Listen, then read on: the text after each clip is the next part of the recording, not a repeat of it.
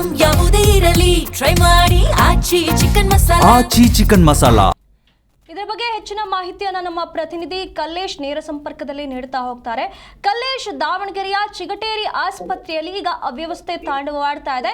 ಇಲ್ಲಿ ರೋಗಿಗಳು ಚಿಕಿತ್ಸೆ ಪಡೆಯೋದಕ್ಕೆ ಬರೋ ಬದಲು ಫ್ಯಾನ್ಗಳನ್ನ ಎತ್ಕೊಂಡು ಬರುವಂತಹ ಪರಿಸ್ಥಿತಿ ನಿರ್ಮಾಣವಾಗಿದೆ. ಹಾಗಾದ್ರೆ ಇದ್ರ ಬಗ್ಗೆ ಯಾವ ಕ್ರಮಗಳು ಇಲ್ವಾ ಇಲ್ಲಿವರೆಗೂ? ಸುನಿಧಿ, ಏನಂದ್ರೆ ಈಗ ದಾವಣಗೆರೆ ಜಿಲ್ಲೆಯಲ್ಲಿ ಸಾಕಷ್ಟು ತಾಪಮಾನ ಹೆಚ್ಚಾಗುತ್ತಿದೆ.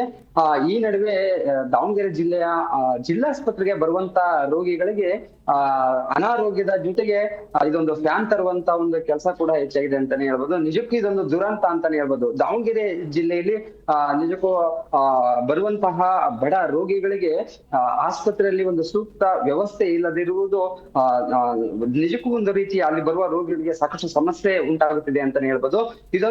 ಈ ಒಂದು ಆಸ್ಪತ್ರೆಗೆ ನಿತ್ಯ ಸುಮಾರು 800ರಿಂದ 1000 ಜನವರೆಗೂ ಸಹ ಹೊರ ರೋಗಿಗಳು ಮತ್ತು ಒಳ ರೋಗಿಗಳು ಬರ್ತಾರೆ.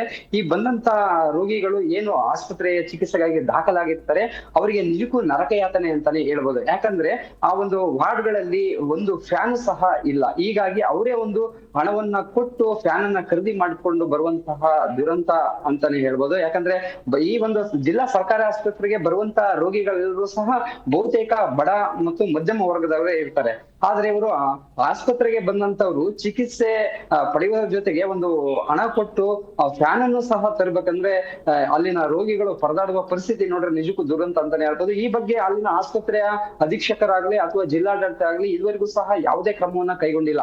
ಬರುವಂತ ರೋಗಿಗಳು ಮತ್ತು ಸಂಬಂಧಿಕರು ಆಸ್ಪತ್ರೆಗೆ ಸಂಬಂಧಪಟ್ಟಂತವರಿಗೆ ಒಂದು ಮಾಹಿತಿಯನ್ನು ನೀಡಿದ್ದಾರೆ ಮತ್ತು ನಮ್ಗೆ ಒಂದು ರೀತಿಯ ಮೂಲಭೂತ ಸೌಕರ್ಯವನ್ನ ಒದಗಿಸಿ ಕೊಡಿ ಅಂತಲೂ ಸಹ ಕೇಳಿದ್ದಾರೆ. ಯಾಕಂದ್ರೆ ರೋಗಿಗಳು ರಾತ್ರಿ ನಿದ್ದೆ ಮಾಡಲು ಸಹ ಕಷ್ಟ ಆಗ್ತಿದೆ. ಅದ್ರ ನಡುವೆ ಹಗಲಲ್ಲೂ ಸಹ ಅವರು ಅಲ್ಲಿ ಚಿಕಿತ್ಸೆಗೆ ದಾಖಲಾದರು ಇರುವುದಂತ ಕಷ್ಟದ ಪರಿಸ್ಥಿತಿ ಎದುರಾಗಿದೆ. ಈ ಬಗ್ಗೆ ಜಿಲ್ಲಾಡಳಿತ ಆಗ್ಲಿ ಅಥವಾ ಆಸ್ಪತ್ರೆ ಅಂತ ಅಧೀಕ್ಷಕರಾಗ್ಲಿ ಇದುವರೆಗೂ ಸಹ ಕ್ರಮ ಕೈಗೊಂಡಿಲ್ಲ ಅಂತಾನೆ ಹೇಳ್ಬೋದು. ಯಾಕಂದ್ರೆ ಅಲ್ಲಿ ಬಂದಂತ ರೋಗಿಗಳು ಹೇಳ್ತಾರೆ, ನಾವಿಲ್ಲಿ ಚಿಕಿತ್ಸೆಗೆ ಅಂತ ಬಂದು ಮತ್ತೊಂದು ಸಂಕಷ್ಟವನ್ನ ಎದುರಿಸುವಂತ ಪರಿಸ್ಥಿತಿ ಆಗಿದೆ. ನಾವು ಕೂಲಿ ಅಥವಾ ಏನೋ ಒಂದು ಮಾಡಿ ಕಡಿಮೆ ದುಡ್ಡಿಲ್ಲ ಅಂತ ಹೇಳಿ ನಾವು ಆಸ್ಪತ್ರೆ ಬಂದಿರ್ತೀವಿ. ಆದ್ರೆ ಆಸ್ಪತ್ರೆ ಬಂದಂತ ಸಂದರ್ಭದಲ್ಲಿ ಒಂದು ಮೂಲಭೂತ ಸೌಕರ್ಯ ಇಲ್ಲ ಅಂತಾನೂ ಸಹ ಅಳಲನ್ನ ತಂದ್ಕೊಂಡಿದ್ದಾರೆ. ಈ ಬಗ್ಗೆ ಆರೋಗ್ಯ ಇಲಾಖೆ ಮತ್ತು ಜಿಲ್ಲಾಡಳಿತ ತಕ್ಷಣ ಒಂದು ಮೂಲಭೂತ ಸೌಕರ್ಯವನ್ನ ಕಲ್ಪಿಸಬೇಕು ಅಂತ ಒತ್ತಾಯ ಕೂಡ ಮಾಡ್ತಿದ್ದಾರೆ. ಸುನೀತಿ, ಧನ್ಯವಾದಗಳು ಕಲ್ಲೇಶ್ ನಿಮ್ಮೆಲ್ಲ ಮಾಹಿತಿಗಾಗಿ.